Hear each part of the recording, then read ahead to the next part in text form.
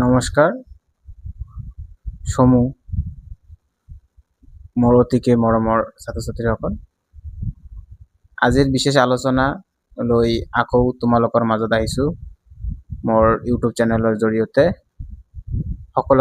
সকলোকে মই পোনপ্ৰথমতে মোৰ ইউটিউব চেনেললৈ স্বাগতম জনাইছোঁ লেটছ জইন তৰফৰ পৰা।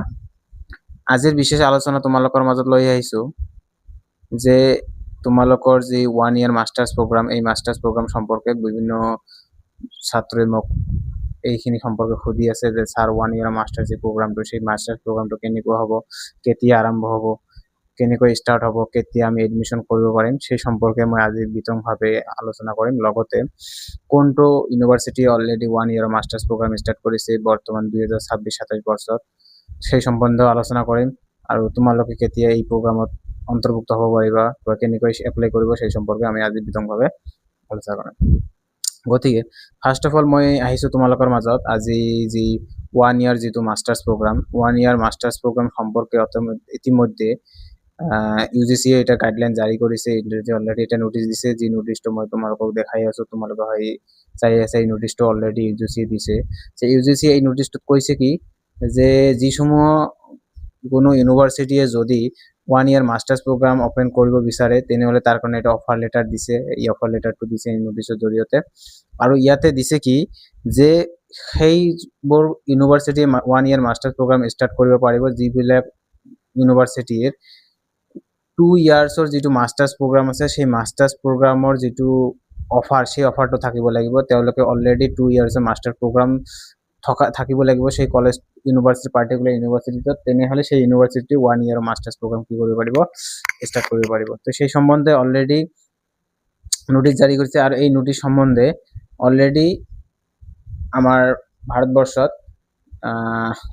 কিছুমান ইউনিভাৰ্চিটি অলৰেডি আলোচনা চলি আছে, আৰু কিছুমান ইউনিভাৰ্চিটি অলৰেডি সেই সম্পৰ্কে 1 year মাষ্টাৰ্ছ প্ৰগ্ৰাম ষ্টাৰ্ট কৰাৰ কাৰণে বিশেষকৈ যোজা চলাই আছে। কিন্তু ইতিমধ্যে মই লাভ কৰা তথ্য মতে আৰু মই বিতংভাৱে আলোচনা আৰু বিতংভাৱে ষ্টাডি কৰাৰ ভিত্তিত মই দেখা পালোঁ যে ইগনু ইন্দিৰা গান্ধী নেশ্যনেল অপেন ইউনিভাৰ্চিটিয়ে already 1 year masters programme start কৰিছে। কেৱল MA ছেকশ্যনটোৰহে ষ্টাৰ্ট কৰিছে মাষ্টাৰ্ছ প্ৰগ্ৰামটো। MA 9টা ছাবজেক্টৰ ওপৰতহে মাষ্টাৰ্ছ প্ৰগ্ৰাম ষ্টাৰ্ট কৰিছে। তোমালোকৰ হিন্দী ষ্টাৰ্ট কৰিছে, ইংলিছ ষ্টাৰ্ট কৰিছে, পলিটিকেল চায়েন্স ষ্টাৰ্ট কৰিছে, ফিলচফি ষ্টাৰ্ট কৰিছে, তাৰ পাব্লিক এডমিনিষ্ট্ৰেশ্যন ষ্টাৰ্ট কৰিছে, ছ'চিয়লজি ষ্টাৰ্ট কৰিছে, সংস্কৃত ষ্টাৰ্ট কৰিছে। এনেকৈ 9টা প্ৰগ্ৰামতহে ইগনুৱে কেৱল 1 year মাষ্টাৰ্ছ প্ৰগ্ৰামটোহে ষ্টাৰ্ট কৰিছে।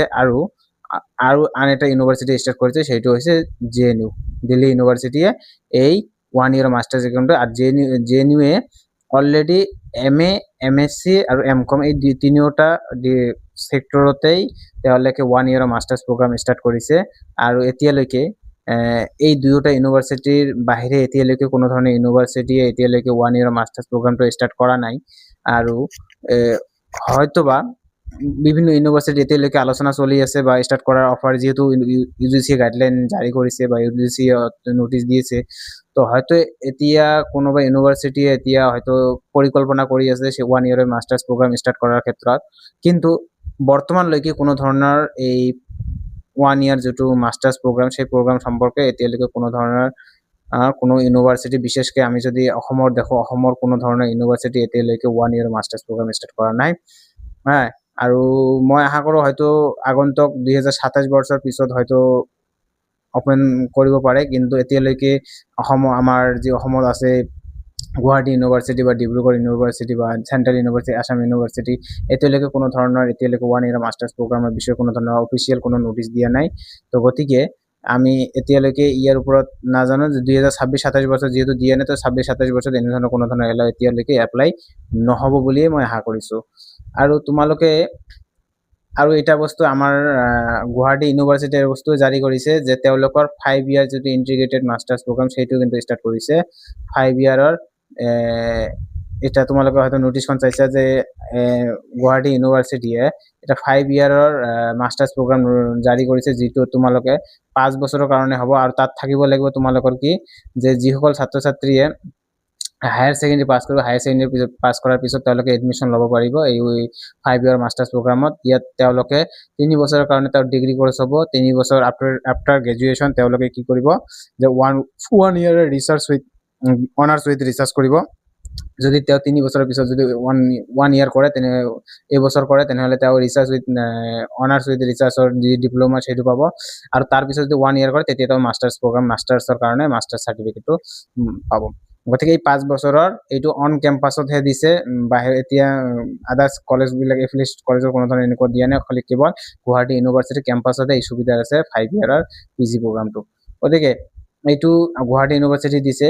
কিন্তু এতিয়া কথাটো হ'ল যে যি 1 ইয়াৰৰ যিটো মাষ্টাৰ্ছ প্ৰগ্ৰাম, তো এই 1 ইয়াৰৰ যিটো মাষ্টাৰ্ছ প্ৰগ্ৰাম এইটো তোমালোকে কেনেকৈ এপ্লাই কৰিবা বা কেনেকৈ তোমালোকে এইটো এলিজিবল হ'ব। এলিজিবল ক্ৰাইটেৰিয়াটো কি 1 ইয়াৰ মাষ্টাৰ্ছ প্ৰগ্ৰামৰ এলিজিবিলিটি যিটো ক্ৰাইটেৰিয়া সেইটো হ'ল তোমালোকৰ যে 4th ইয়াৰৰ যিটো তোমালোকৰ আণ্ডাৰ গ্ৰেজুৱেশ্যন প্ৰগ্ৰাম, যে 4th ইয়াৰ আণ্ডাৰ গ্ৰেজুৱেশ্যন প্ৰগ্ৰাম যিটো আছে এইটো ক্লিয়াৰ কৰিব লাগিব, 4 বছৰৰটো ক্লিয়াৰ কৰিবই লাগিব। আৰু ক্লিয়াৰ কৰিলেহে যদি তোমালোকে ডিগ্ৰী উইথ অনাৰ্ছ 4 বছৰ কৰিছা বা degree with honours with research এইটো কৰিছা তেনেহ'লে তথাপিও চলিব। অনাৰ্ছ বা ৰিচাৰ্চ কৰিলে তোমালোকে 4 বছৰৰটো কৰিলেহে তোমালোকে 1 ইয়াৰ যিটো মাষ্টাৰ্ছ প্ৰগ্ৰাম সেইটোৰ কাৰণে কিন্তু এলিজিবল হ'ব। যিকোনো ডিপাৰ্টমেণ্টে হওক, আগন্তুক সময়ত যদি যিকোনো ইউনিভাৰ্চিটি হয়তো অপেন কৰিব পাৰে, যিহেতু 2027 বৰ্ষৰ পিছত হয়তো বিভিন্ন ইউনিভাৰ্চিটি এইটো অপেন কৰিব পাৰে, কাৰণ 2027 বৰ্ষৰ পিছত ফাৰ্ষ্ট যিটো বেচ 4th ইয়াৰ ইণ্টিগ্ৰেটেড সেইটো হয়তো অপেন বাহিৰ হোৱা ষ্টাৰ্ট হ'ব। তো গতিকে এইটো ষ্টাৰ্ট কৰিব পাৰে। তো এতিয়ালৈকে যিহেতু ইগনোৱে ষ্টাৰ্ট কৰিছে বিভিন্ন ডিপাৰ্টমেণ্টৰ 1 ইয়াৰ মাষ্টাৰ্ছ, তো যিসমূহে ভাবি আছে বা যিসমূহে এডমিশ্যন ল'ব বুলি বিচাৰি আছে তেওঁলোকে ইগনোৰ অফিচিয়েল ৱেবছাইটত যাব পাৰে। তোমালোকে নিশ্চয় দেখা পাব ইগনোৰ অফিচিয়েল ৱেবছাইট গৈ তোমালোকে এটা বস্তু চাব পাৰে। তাত যিটো প্ৰস্পেক্টৰ আছে, যিটো জুলাই 2026 যিটো প্ৰস্পেক্টৰ আছে সেইটো তোমালোকে চাবা যে 9টা বিষয়তে কিন্তু মাষ্টাৰ্ছ প্ৰগ্ৰামৰ অলৰেডি ইগনোৱে লঞ্চ কৰিছে। তো গতিকে এইটোৱে কথা যে অলৰেডি আমাৰ অসমতে হওক বা আমাৰ এতিয়ালৈকে অসমৰ বাহিৰত যিবিলাক ইউনিভাৰ্চিটি আছে, কোনো ধৰণৰ ইউনিভাৰ্চিটি এতিয়ালৈকে 1 ইয়াৰ মাষ্টাৰ্ছ প্ৰগ্ৰাম ষ্টাৰ্ট কৰা নাই। ষ্টেট ইউনিভাৰ্চিটিও নহওক কিয়, তোমালোকৰ চেণ্ট্ৰেল ইউনিভাৰ্চিটি নহওক কিয়, এতিয়ালৈকে কোনো ধৰণৰ কোনো ইউনিভাৰ্চিটি এতিয়ালৈকে কিন্তু তোমালোকৰ 1 ইয়াৰ মাষ্টাৰ্ছ প্ৰগ্ৰাম ষ্টাৰ্ট কৰা নাই। কেৱল ইগনো আৰু দিল্লী ইউনিভাৰ্চিটিহে এই 1 ইয়াৰ মাষ্টাৰ্ছ প্ৰগ্ৰাম 2026 বৰ্ষৰ 26-27 যিটো ছেশ্যন, সেই ছেশ্যনটোৰ কাৰণেহে তেওঁলোকে 1 ইয়াৰ মাষ্টাৰ্ছ প্ৰগ্ৰামটো ষ্টাৰ্ট কৰিছে। গতিকে তোমালোকে ভালকৈ GNU যিটো ছাইট, তোমালোকে দিল্লী ইউনিভাৰ্চিটিৰ ছাইট লগতে ইগনো ৱেবছাইটত তোমালোকে চাব পাৰিবা, বস্তুখিনি ভালকৈ দিয়া আছে। যদি কোনোবা ইচ্ছুক ষ্টুডেণ্ট থাকে তেওঁলোকে এডমিশ্যন ল'বই পাৰে। আৰু বিশেষ কথা এইটো কি যে তোমালোকে কিন্তু বিশেষ ক্ৰাইটেৰিয়াটো জানিব লাগিব যে 4th ইয়াৰৰ কিন্তু আণ্ডাৰ গ্ৰেজুৱেশ্যন প্ৰগ্ৰামটো কমপ্লিট কৰিব লাগিব। যদি তেওঁলোকে 3 বছৰ কৰিছে কিন্তু তেওঁলোকে তথাপিও তেওঁলোকে এলিজিবল নহ'ব। 4th ইয়াৰৰ কমপ্লিট কৰিলেহে তেওঁলোকে 1 ইয়াৰৰ যিটো মাষ্টাৰ্ছ প্ৰগ্ৰাম যিটো তেওঁলোকে সেইটো ল'ব পাৰিব। বুজিছে? তো কথাখিনি মই আশা কৰিছোঁ সকলোৱে মোৰ কথাখিনি ভালকৈ বুজি পাইছা। লগতে কথাটো হ'ল যদি তোমালোকে এইখিনি মোৰ কথাখিনি ভালকৈ বুজি পাইছে তেনেহ'লে মই তোমালোকক এটা কথা ভালকৈ মনত কৰিব দিব বিচাৰিছোঁ যে হয়তো বা বৰ্তমান সময়ত এতিয়ালৈকে আমাৰ অসমৰ যিবিলাক ইউনিভাৰ্চিটি আছে সেই ইউনিভাৰ্চিটিসমূহৰ হয়তো এতিয়ালৈকে 1 ইয়াৰ মাষ্টাৰ্ছ প্ৰগ্ৰাম ষ্টাৰ্ট কৰা নাই। কিন্তু আগন্তুক সময়ত 2027-28 যিটো ছেশ্যন আহিব, হয়তো বা গুৱাহাটী ইউনিভাৰ্চিটি, ডিব্ৰুগড় ইউনিভাৰ্চিটিয়ে যি মাষ্টাৰ্ছ প্ৰগ্ৰাম 1 ইয়াৰ মাষ্টাৰ্ছ প্ৰগ্ৰাম MA হওক বা MCom হওক বা MSc হওক এইবিলাক ষ্টাৰ্ট কৰিব পাৰে। কিন্তু তোমালোকে এতিয়ালৈকে 4th ইয়াৰৰ মাষ্টাৰ্ছ প্ৰগ্ৰামটো কমপ্লিট কৰিলেহে তোমালোকে কিন্তু 1 ইয়াৰৰ মাষ্টাৰ্ছ প্ৰগ্ৰামটো কৰিব পাৰিব। গতিকে ভালকৈ মনত ৰাখিব যে 4th ইয়াৰৰ মাষ্টাৰ্ছ প্ৰগ্ৰামটো কৰিব লাগিব। তো ঠিক আছে, আজিৰ কাৰণে ইমানেই। তো মই আশা কৰিছোঁ মোৰ ভিডিঅ'খিনি তোমালোকক ভালদৰে উপকৃত কৰিব আৰু তোমালোকে কনচেপ্টটো যিটো ডাউট আছিল 1 ইয়াৰৰ মাষ্টাৰ্ছ প্ৰগ্ৰামটো কেনেকৈ কৰিব পাৰিবা, কোন ইউনিভাৰ্চিটি এতিয়ালৈকে কোন ইউনিভাৰ্চিটিৰ 1 ইয়াৰ মাষ্টাৰ্ছ প্ৰগ্ৰাম ষ্টাৰ্ট হৈছে, কোনে কৰিব পাৰিব, কোনবিলাক এলিজিবল ক্ৰাইটেৰিয়া কি, সেইসমূহ ভালকৈ মই ভাবিলোঁ তোমালোকে বিতংভাৱে জানিছা।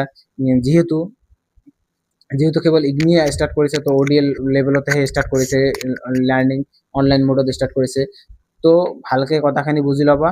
আৰু মই আশা কৰিছোঁ তোমালোকে যদি অফিচিয়েল ৱেবছাইটবিলাক ভিজিট কৰা তেনেহ'লেও তথাপিও ভালকৈ গম পাবা। তো গতিকে আজিৰ কথাখিনি ইমানেই থাকিল। তো মই আশা কৰিছোঁ মোৰ কথাখিনি তোমালোকক ভালদৰে উপকৃত কৰিব। আৰু যদি কিবা ডাউট থাকে তোমালোকে কমেণ্ট বক্সত কমেণ্ট নিশ্চয় জনাবা। মই নিশ্চয় তোমালোকৰ কমেণ্টৰ ৰিপ্লাই দিয়াৰ কাৰণে মই সাজু থাকিম।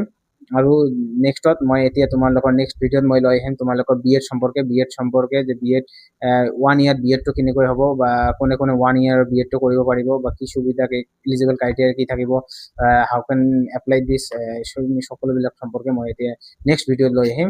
তো যিসমূহ এতিয়ালৈকে মোৰ ভিডিঅ'বিলাকত লাইক কমেণ্ট শ্বেয়াৰ কৰা নাই সেইসমূহ নিশ্চয় শ্বেয়াৰ কৰিব, নিজৰ আন তোমালোকৰ বান্ধৱীসকলক জনাই দিয়াৰ কাৰণে, যাতে তেওঁলোকৰ উপকৃত হয়, ইনফৰমেশ্যনখিনি পায়, তেওঁলোকৰ সঠিক তথ্য পোৱাটো সকলোৰে কাৰণে অতি প্ৰয়োজনীয়।